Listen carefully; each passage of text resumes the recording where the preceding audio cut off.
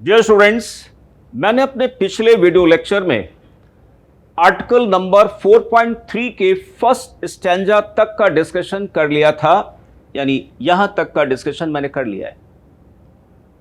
इस video lecture में next stanza का डिस्कशन हम करेंगे। इस स्टैंजा का कंटेंट है melting point in D block metals. Dear students, किसी मेटल का मेल्टिंग पॉइंट मेनली दो फैक्टर पर डिपेंड करता है: strength of metallic bonding in a metal lattice and packing of metal atoms in the lattice. Strength of metallic bonding again दो बातों पर depend करता है: number of electrons participating in metallic bond formation and nuclear force of attraction at periphery of the metal atom। तो dear students, जितनी ज्यादा strength of metallic bonding होगा, obvious सी बात है मेल्टिंग पॉइंट हायर होगा और उसका मेटालिक साइज छोटा होगा। साथ ही साथ स्टूडेंट्स, जितनी कॉम्पैक्ट पैकिंग होगी मेटल एटम्स की, मेल्टिंग पॉइंट उतना ज्यादा होगा। इन बातों को मैंने अपने इस स्लाइड में स्टूडेंट्स लिख रखा है, प्लीज हैव लुक। ओके, अब स्टूडेंट मैं आपको समझाता हूं कि फर्स्ट ट्रांजिशन सीरीज में मेल्टिंग पॉइंट का वेरिएशन कैसे होता है। जो स्टूडेंट्स, जब हम स्कैंडियम से क्रोमियम तक जाते हैं तो number of electrons participating in metallic bonding बढ़ रहे हैं। हो सकता है ये मेरी बात आपको समझ में ना आई हो, तो एक बात और आपको क्लियर करें स्टूडेंट्स, डी ब्लॉक के मेटल्स में N-1D और Ns ऑर्बिटल्स के इलेक्ट्रॉन ही मेटालिक बॉन्ड में पार्टिसिपेट करेंगे। पहली बात यह हो गई। अब इस बात से आपको जो मैंने पहले स्टेटमेंट बोला था वो आपको समझ में आ गया होगा। देख रहे हैं, स्कैंडियम से लेके क्रोमियम तक number of electrons participating in metallic bonding बढ़ रहे हैं, इसलिए स्ट्रेंथ ऑफ मेटालिक बॉन्डिंग क्या होगी? बढ़ेगी। मेटालिक साइज क्या होगा? छोटा होता जाएगा। क्रोमियम के बाद आता है मैग्नीज, इसका स्टेबल कॉन्फ़िगरेशन है, जिंक का स्टेबल कॉन्फ़िगरेशन है। तो जब मेटल का स्टेबल इलेक्ट्रॉनिक कॉन्फ़िगरेशन होगा तो उसकी मेटालिक बॉन्ड बनाने की टेंडेंसी क्या होगी? कम हो जाएगी। तो मैग्नीज में strength of metallic bonding weak हो जाएगी, ऐसी जिंक में होगा। तो ऑब्वियस सी बात है, क्रोमियम के बाद जब हम मैग्नीज में आएंगे तो इसका मेल्टिंग पॉइंट क्या होगा? कम होगा, मेटालिक साइज बढ़ जाएगा। ओके, पहले हम यहां तक का एक ग्राफ आपको बना के दिखाता हूं students. Okay,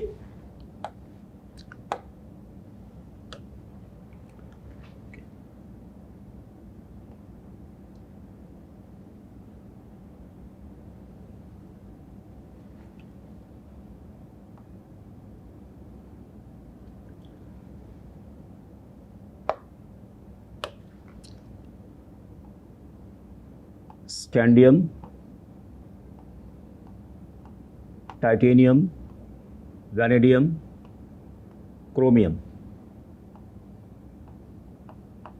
manganese. Okay, titanium, vanadium, chromium, manganese.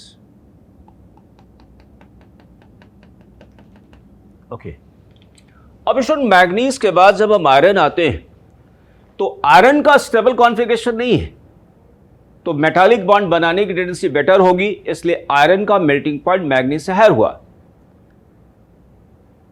अब अगर मान लिया आयरन का मैं क्रोमियम से कंपैरिजन करूं तो स्टूडेंट्स, जितने अनपेयर्ड इलेक्ट्रॉन क्रोमियम पर हैं उतने आयरन पर नहीं है। एक बात। दूसरी बात, आयरन के इस इलेक्ट्रॉन को अनपेयर कराने में एनर्जी ज्यादा लगेगी, क्योंकि इन इलेक्ट्रॉन का भी इन्वॉल्वमेंट होगा मेटालिक बॉन्ड बनाने में, क्योंकि क्रोमियम से यहां तक आने पर न्यूक्लियर फोर्स ऑफ अट्रैक्शन भी बढ़ा होगा। इसलिए आयरन का मेल्टिंग पॉइंट मैग्नीज से बेटर होगा।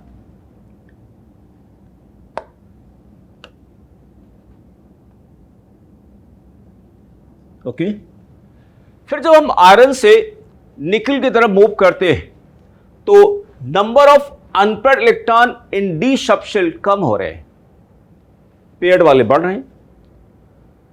तो स्टूडेंट, अगर पेयर्ड वाले इलेक्ट्रॉन्स मेटालिक बॉन्ड में पार्टिसिपेट करेंगे तो उनको अनपेयर कराना पड़ेगा ना, और अनपेयर कराने में एनर्जी लगेगी, क्योंकि ZF2 क्या हो रहा है, वो बेटर फील कर रहे होंगे। इसलिए आयरन से निकल तक जाने पर क्या होगा, मेल्टिंग पॉइंट ग्रेजुअली कम होगा। ओके,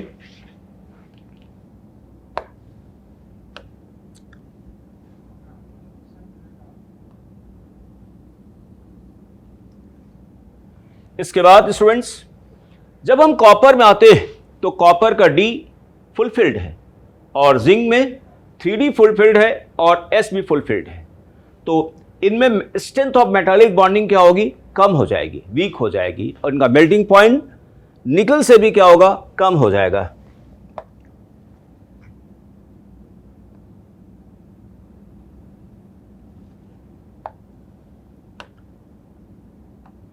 आयरन, कोबाल्ट, निकल, than copper and zinc, copper, zinc, iron, cobalt and nickel। Okay, अच्छा,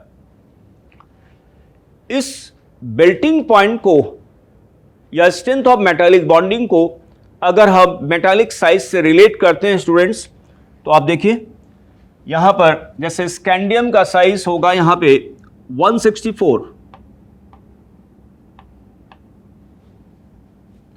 titanium 147, strength of metallic bonding बढ़ी, साइज छोटा हुआ। वैनेडियम 135 और साइज छोटा। क्रोमियम 129 और साइज छोटा हो गया। Manganese strength of metallic bonding weak है, साइज बढ़ गया 137 पिकोमीटर। मैग्नीज से better strength of metallic bonding है आयरन में 126। Cobalt 125, nickel 125। Copper strength of metallic bonding weak है, साइज बढ़ गया 128। Zinc weak metallic bonding 137 picometre. ये जो जितने साइजेस हमने लिखे हैं ये पिकोमीटर में स्टूडेंट्स। अच्छा, अब स्टूडेंट हम बात ये करें कि अगर मान लिया क्रोमियम वाले ग्रुप में आते हैं तो क्रोमियम, मॉलिब्डेनम और उल्फ्रम, तो जैसे जैसे इस ग्रुप में हम जाते हैं number of electrons participating in metallic bonding तो सेम है, लेकिन उनके पेनल्टीमेट शेल के D orbital electrons will experience better ZF2 because of the poor shielding of D orbital electrons in 4D, 5D and 4F के कारण। ठीक है ना बेटा, इसलिए यहां पर क्या होगा, स्ट्रेंथ ऑफ मेटालिक बॉन्डिंग क्या होगी, बढ़ती जाएगी। और इस कारण से क्या होगा कि अगर हम second transition series, third transition series के मेल्टिंग पॉइंट को प्लॉट करें तो किसी दिए गए ग्रुप में फर्स्ट ट्रांजिशन सीरीज वाले मेटल का मेल्टिंग पॉइंट कम होगा, सेकंड वाले का और ज्यादा होगा, थर्ड वाले का और ज्यादा होगा। तो सेकंड ट्रांजिशन सीरीज के मेटल का जो मेल्टिंग पॉइंट्स का ग्राफ समवॉट ऐसे ही आएगा, थर्ड का और इससे हायर साइड जाएगा, और ये पोजीशन यहां पर आएगी मॉलिब्डेनम की और ये आएगी यहां पर उल्फ्रम की। तो स्टूडेंट्स फर्स्ट ट्रांजिशन सीरीज में हाईएस्ट मेल्टिंग पॉइंट होगा क्रोमियम का, लोएस्ट होगा जिंक का। सेकंड ट्रांजिशन सीरीज में हाईएस्ट होगा मोलिब्डेनम का, लोएस्ट होगा कैडमियम का। और थर्ड ट्रांजिशन सीरीज में हाईएस्ट होगा वुल्फ्रम का, लोएस्ट होगा मरकरी का। और इन तीनों ट्रांजिशन सीरीज में सबसे लोएस्ट मेल्टिंग पॉइंट होगा मरकरी का और हाईएस्ट होगा वुल्फ्रम का। ओके, अब स्टूडेंट नेक्स्ट हम आते हैं एंथैल्पी ऑफ एटमाइजेशन, यानी किसी मेटल को उसके लैटिस से गैसेस स्टेट में ले जाने का प्रोसेस में जो भी एनर्जी लगेगी फॉर 1 मोल कन्वर्जन, उसको हम कहते हैं एंथैल्पी ऑफ एटमाइजेशन। ओके, तो dear students, actually enthalpy of atomisation कौन कौन सी एंथैल्पी से मिलकर बना है। आप देखिए, ये मेटल सॉलिड है, इसको जब हीट करेंगे तो क्या होगा, पहले ये मेल्ट होगा, एंथैल्पी ऑफ फ्यूजन।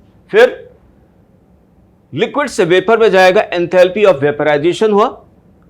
इन दोनों एंथैल्पीज का जो एल्जेब्रिक सम होगा वो आ गया enthalpy of atomisation.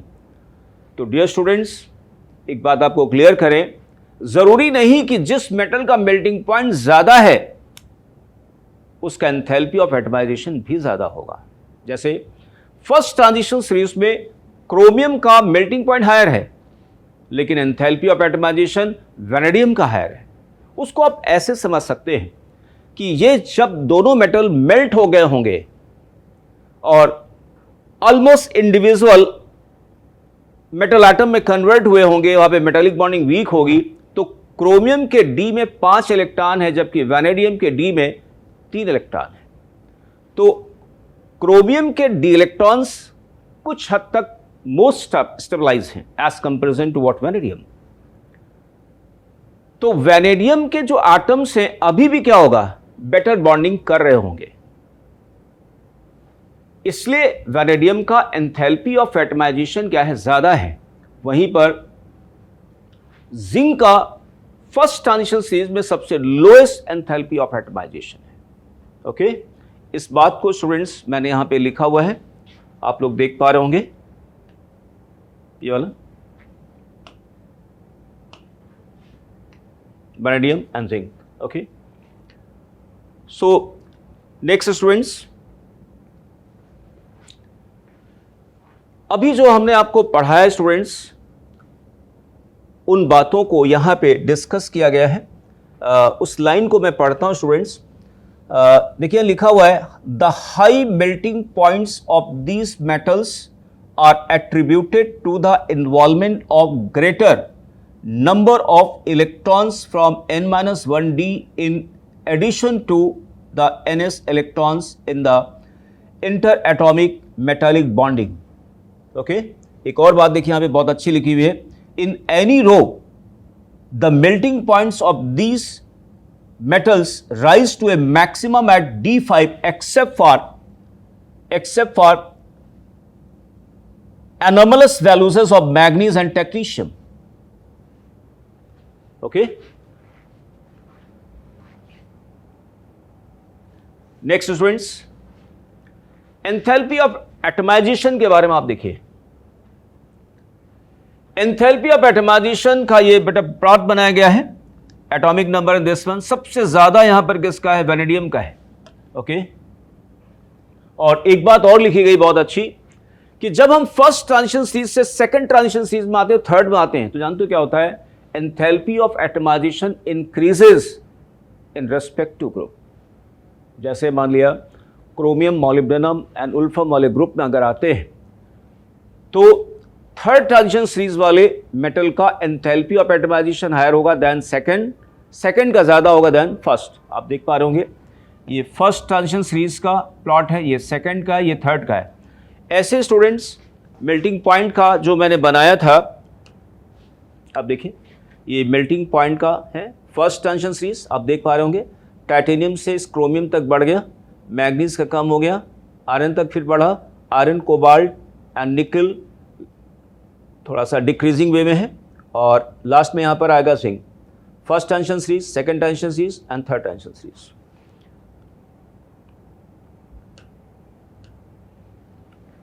So this is all about this lecture. Thank you, friends.